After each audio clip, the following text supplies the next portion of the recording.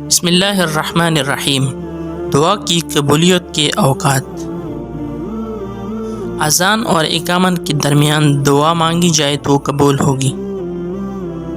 تہجد کے وقت دعا مانگے وہ بھی قبول ہوگی۔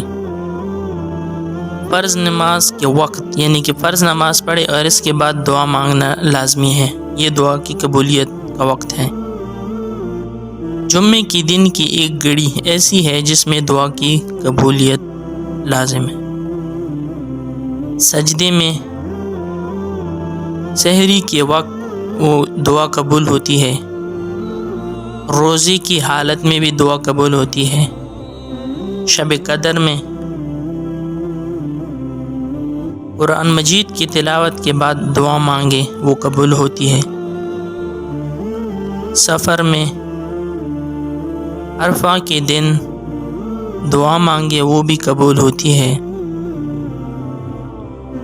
آب زمزم پیتے وقت یعنی کہ جب آپ آب زمزم کا پانی پیے تو اس وقت بھی دعا مانگے قبولیت کا وقت ہوتا ہے۔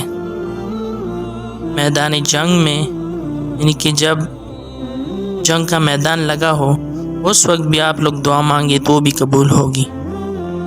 بارش برستے وقت یعنی کہ جب بارش برس رہی ہو تب بھی آپ لوگ دعا مانگے تو قبول ہوتی ہے۔